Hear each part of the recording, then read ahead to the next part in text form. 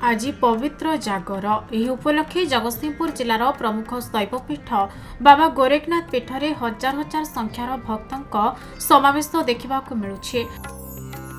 बाबा गोरखनाथों दर्शन पाई प्रातः समय पीठ में भक्तों भिड़ जमी। दिन जेते बढ़ुछि भिड़ सेते बढ़ी बढ़ी चली। प्रतिदिन भली आज बाबा मंदिर में नीतिकांति होता बेले आज रात्र 10 घटिकार महादीप उठिब। मंदिर प्रशासन और जिला प्रशासन पक्षर आज जागर भिड़ पाई मंदिर परिसर में व्यापक व्यवस्था करा जायछि। महाशिवरात्रि आज आज बहुत भक्त ये समावेश होती।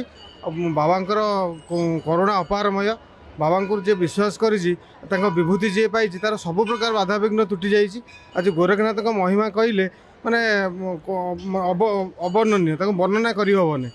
गोरखनाथ जी माने विश्वास करी सी आज पर्यंत कौन कम हार मानि ना विभूति पाइले जमितिया साप आपन को दर्शन करूँ जहाँ हो मेडिकल वर्ग फेरई देव बाबा विभूति पाइले सब प्रकार जिनस समाधान हो।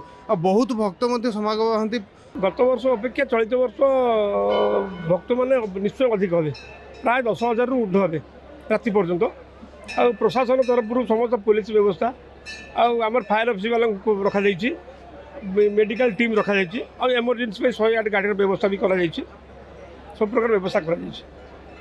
पूजाकांति कौन रही सबु दिन भाई महाप्रभुंर आज मंगल आरती करा जाइए।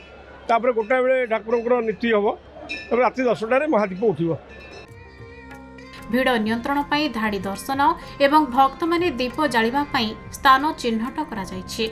दिन समय मध्य अनेक श्रद्धालु मंदिर परिसर में दीप जाली बसी रही बाबा सानिध्य लाभ करुछन्ते। शुणु आज आम ओडिया परंपरार सबुठु बड़ दिन जोटा कि आमे केते वर्ष धरी पालित होउची तार गोटे आकलन हेनी। आज जागर सबू आमर माँ माउसी भौणी भाई समस्ते जागर उपवास किमिति बड़ दीप उठिब तार तत्परतार अछंती। आउ आमे जो आसिलु विश्वास करंतु गोरखनाथ बाबांकर एमिति आशीर्वाद आमर कोनोसी प्लानिंग नथिला किंतु बाबांकर एमिति महिमा आमे गाधेइचु। मोर गोटे सांग फोन कले कि आमे गोरखनाथ जिबा आज दर्शन बाबांकर पूरा आमे बढ़िया भावे कलु। आ एठी व्यवस्था भी बहुत भल अच्छी। लोक मैंने बहुत सुख शांति रे दर्शन ठाकुर करुचंती। लगुच ये भिड़ अच्छी तथापि भी बहुत भलसे दर्शन हो पाला। बहुत खुशी लगुच आसिकी ओषा भी कर ठाकुर के दर्शन कर बहुत खुशी लगुच।